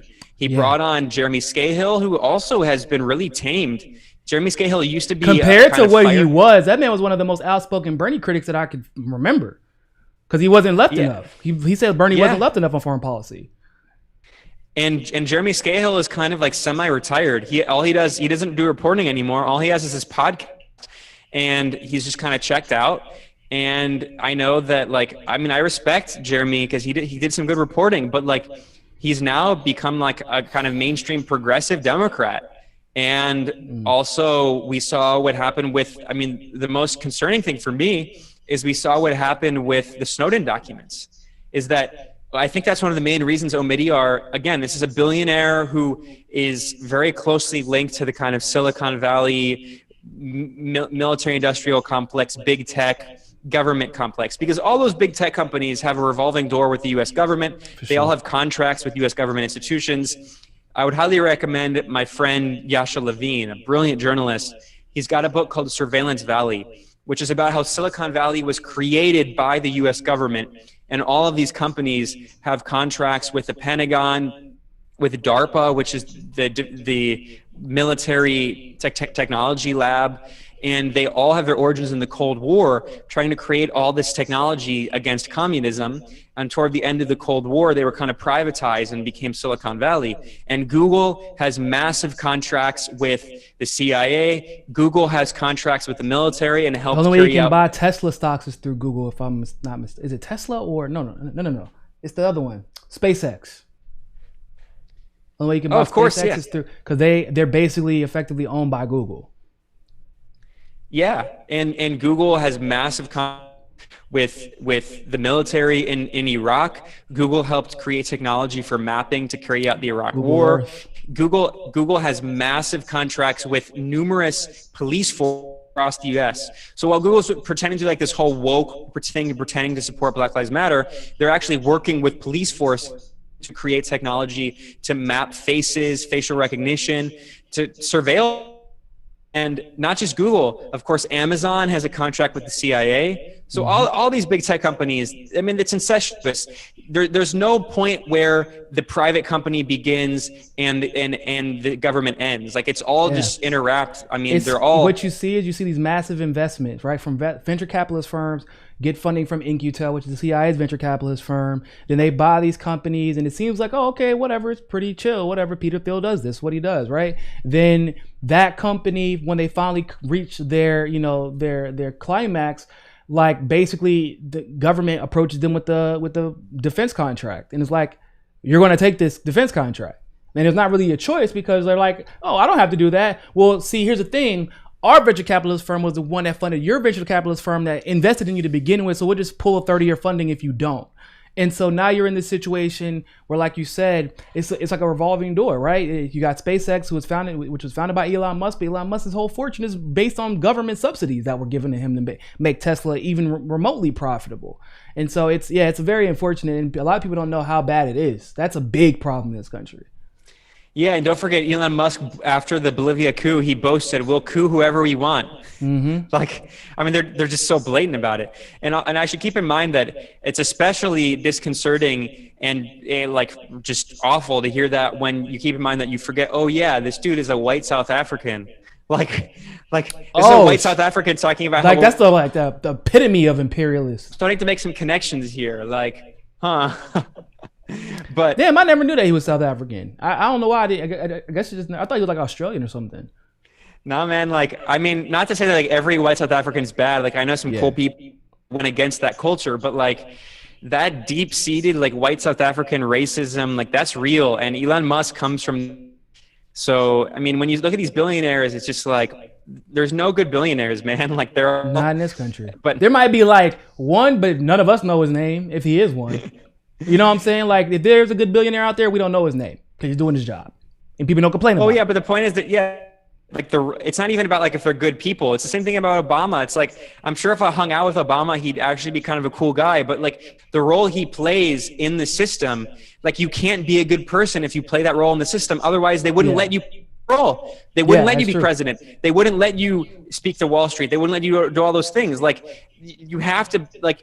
This is having a systemic analysis and not just the individuals. And the point is that if have someone who will do all of those evil war crimes, they'll find someone else to replace him. And it's like that's just the reality of how these systems work. And that's the reality of how capitalism. And it's like if you have a corporation and you have the CEO who refuses to cut corners, who refuses to exploit labor, who refuses to exploit sweatshops, who refuses to pollute the environment, he's going to lose potential profit. And the board is going to fire him or her and bring on the new woke feminist CEO who's going to do all those things that he wouldn't do. But because she's a woke feminist, people are going to think she's some progressive change. Yep, like that's exactly what's going to happen. Do you see a pattern that forming where and once again my favorite analysis from you and Max that y'all did together right after the election, where y'all talked about the Brooklyn left and just how damaging they were. Y'all made a lot of points that I had actually been trying to make for like the last year and a half prior to that. I'm like, y'all don't see this problem that we have where people pretend to be progressive. Like they say all of the right things, and then the moment that it's time to be principled, right, to hold their ground, they immediately they roll over. And I saw a lot of that in Jacobin. I saw a lot of that in TYT and the Majority Report and things like that, where you see them say all the right stuff when it comes to policy, but then they basically throw us all under the bus the moment that a check gets thrown their way. Yeah, you there? You cut out there. Yeah, I'm here. Go ahead. Yeah. So this is an interesting thought. I could talk about this for a long time. I'll keep it short. But the way I think about it, what's interesting is I made this analogy, like liberals these days love to talk about this concept, which is true, where they say, you don't just be anti-racist. You have to do anti-racism, right? Like you say, I'm not racist. You actually, it's an action, right? Because racism is this material force in society, and you have to actually find ways to oppose it materially. Well, I think what's interesting is that the same liberals who say that, it comes to every other thing involving politics, they don't care about action. It's all about rhetoric. So when it comes to Obama or Clinton or all these people, all they listen to is their rhetoric. They never look at their action. And that's true even for a lot of people on the left. All they do is police discourse, and it's all about like media analysis and like criticizing discourse and what people say on Twitter and all this stuff. But then when it comes to their actual action, they just always take action that just goes in line with the Democratic Party and the Democratic Party consensus. AOC is a great example of that. Poof. AOC will say all this progressive stuff, this great woke stuff on the internet. When you actually look where the rubber hits the road, when she sponsors legislation, what she actually does, not just what she says, but the actions she takes. Those actions are almost always in line with Democratic Party orthodoxy. She even recently co-sponsored something with Ted Cruz against China. About that. Yep. So, and a lot of people on the left were praising her. People were praising her for it. So they're like, okay, so one action they did is they supported Bernie. But then when Bernie dropped out, they're in terms of their actions, they went right back in line with the Democratic Party orthodoxy. Also, I think it's important to remember that AOC propped up Elizabeth Warren and Julian Castro and Cory Booker, but most specifically Elizabeth Warren, for 10 months prior to endorsing Bernie, which a lot of people could argue is a major reason as to why he lost. Because AOC used her progressive clout to legitimize Warren and then used the fact that she endorsed Bernie, which, by the way, people think that it was brave. I'm like, if you've ever been in PR, that was like the ultimate PR campaign.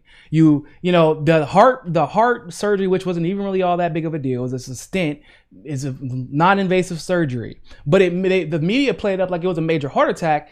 AOC knew it wasn't. They knew he was coming back, and they used it as a major boost. Like, oh, I came to Bernie in his moment of need.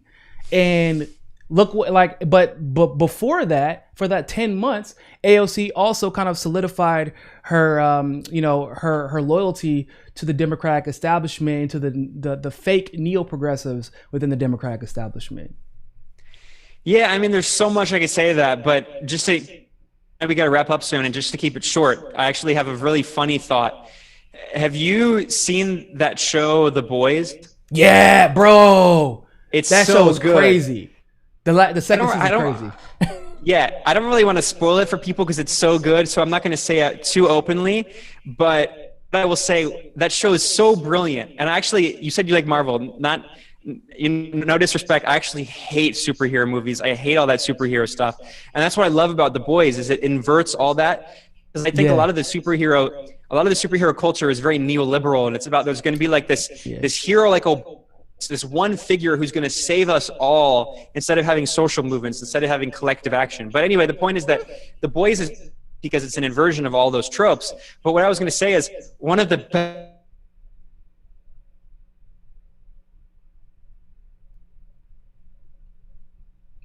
opposition you find out. Oh, Ben, say it again. For some reason, the moment you started, it cut out. Say it again. Oh, well, I wonder why. I know, right? Amazon listening.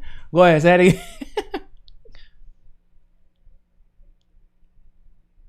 Fascism at the core of the American empire and all of that, Operation Paperclip. But Oh, this is weird. Hold on. up and coming Congresswoman. Can you hear me? Say that last part again. Every time you start talking about The Boys specifically, for some reason your voice keeps cutting out. Try one more time. Sure, there's stuff about like Operation Paperclip and all that, but progressive up and coming Congresswoman, but she ends up being controlled opposition. Yeah, exactly. And it's what's interesting too is I find it funny because the both of the characters that are introduced can kind of be likened to AOC, right? Like for almost the exact same reasons, like, right? You have the superhero version of her, then you have the politician version of her, and both of them, in my opinion, kind of go off into these crazy directions, which one is a little bit more predictable than the other one, but I feel like there was a phone call made because, and this isn't really spoiling it, you're going to notice it immediately. It went from zero to Trump really quick, and there was nothing subtle about it. And I would argue that it was very deliberate because, just the coach. This is on Amazon Prime. Everybody knows this is in the middle of an election that this was released. And I feel like they were getting a little bit too ambiguous in exposing the empire in all of its different power plays that they make. Like even when it comes to like the funding of terrorism overseas and domestically, they get into that. And I think that at a certain point they were like, nah, you need to make Trump an enemy and remember who's funding this and who made you popular and all that good stuff. Well, I mean, just to keep, I know there's so many other things we got to address and we should wrap up in a second here, but I've never read the comics, so I know they're by Garth Ennis, and I know he's from Northern Ireland and he's got really interesting politics, kind of lefty guy. And I think most of his stuff is like very satirical of the U.S. So I don't know how much of that was written recently or how much of that was originally written by Garth Ennis like years ago. Mm-hmm. But I think it's what's so brilliant about it, not to spoil it, but even the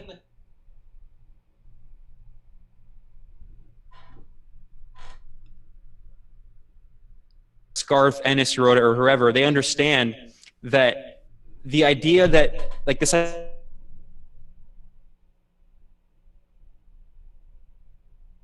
I've never really read comics, so I don't know a lot about it, but my impression from seeing like Captain America and the famous stuff of him like fighting Hitler and punching Hitler. Yeah. Culture was like kind of this very old school kind of like American nationalism. By the way, that got flipped on its head in the MCU, which is a different conversation for a different day. It's very interesting how they kind of flipped that and made Captain America an enemy of the state in the MCU. Oh, interesting. Yeah, for standing up to the government.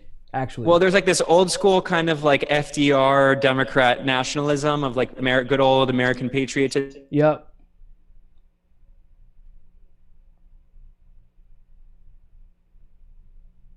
How like deeply within American culture and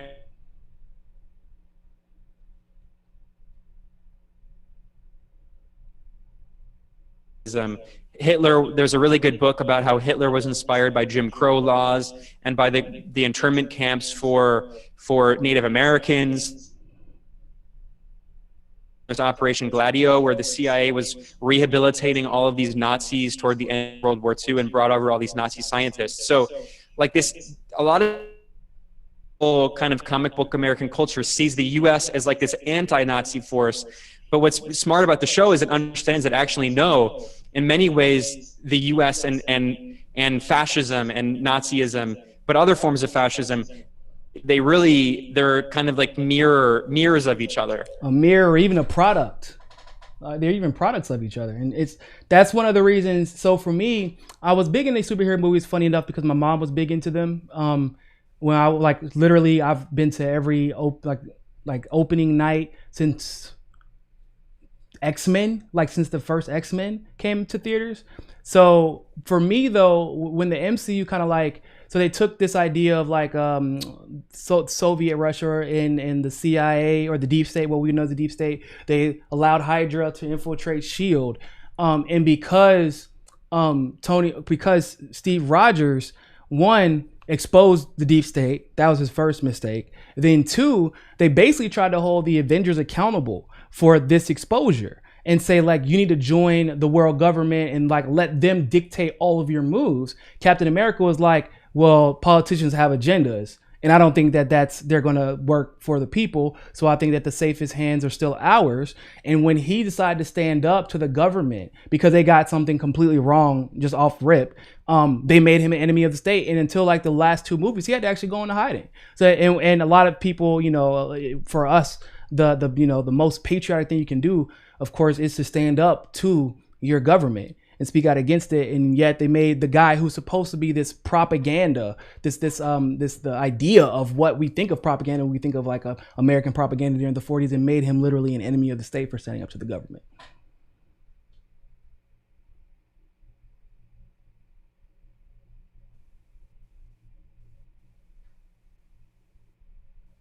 Ben, you still there? That still got you? Yeah, I'm here. Okay, go ahead. Sorry, say that again. No, I didn't say anything. Oh, okay. But yeah, go ahead and finish what you were going to say, because I know I want to get you on up out of here, and I appreciate you being here. But go ahead and finish what you were going to say. Oh yeah, no, I mean, there's so many threads that we could continue on, and we should. I mean, it was an awesome conversation. I'd love to come back and talk more about this stuff. Definitely. Especially as the kind of Biden starts becoming more clear. But just kind of moving back to conclude here, I think, just when you look at the people that Biden, Cold Warrior, Michelle Flournoy,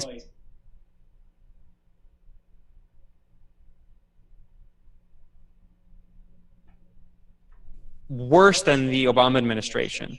And the thing is, the Obama administration was already it was a center-right administration. This is going to be, even worse. And the only positive sign I see, the only silver lining, is that unlike with Obama, when Obama came in, a lot of progressives were very excited because Obama kind of he would talk out of both sides of his mouth and pretend to be progressive on the campaign while also courting all the bankers. And Biden's not anything like that. Biden, his entire campaign actually was just telling progressives and anyone even mildly on the left that they're full and that they suck and that they should stop asking for things. So the only positive sign I see is that for a lot of people, not all these opportunists and the Brooklyn left and the media left and all these people who or a career in the mainstream media or whatever, liberal, I think that average Americans, especially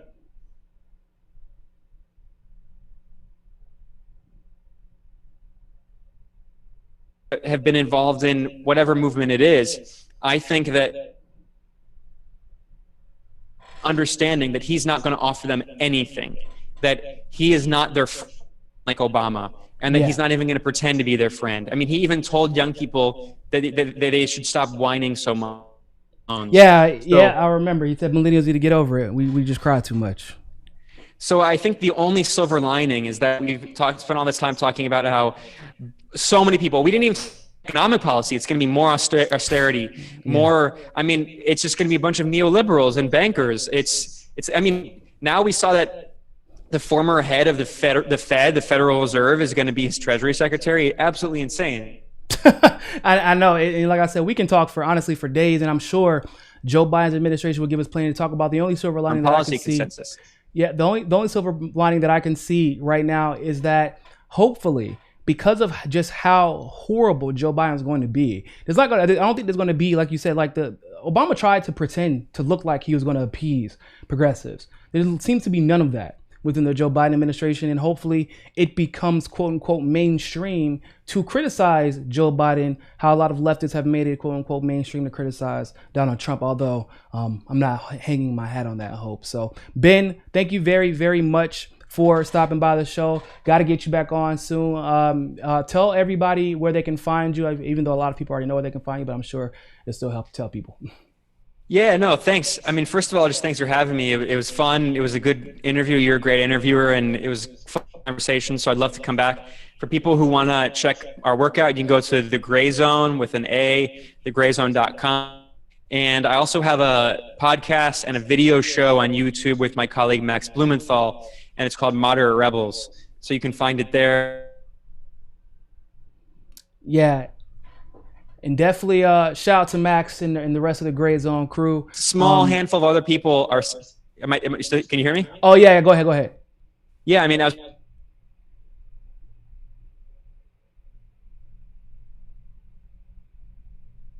keeping independent alternative media alive in the U.S. So, I mean, I'm grateful for the work you do, and yeah, let's keep in touch. Yeah, for sure. And hey, I'm thankful for the work that you guys do at the Gray Zone. I definitely, whenever I'm kind of like confused at what's going on, regardless of really whatever region it's in on foreign policy, first stop I go to is the Gray Zone. Whenever I was looking up what was happening in Bolivia during the recent election, I was like, man, Ben doesn't tweet anything. What's he doing, bro? He needs to get up. I was like, I know he's over there somewhere. I had high hopes for the Bolivia election. I was waiting for you to confirm them. So, the work that you all do at the Gray Zone is definitely much appreciated, man. For everybody else, thank you all for tuning into this live stream interview on Mi Casa es Su Casa. And always remember, more than anything else, find your balance.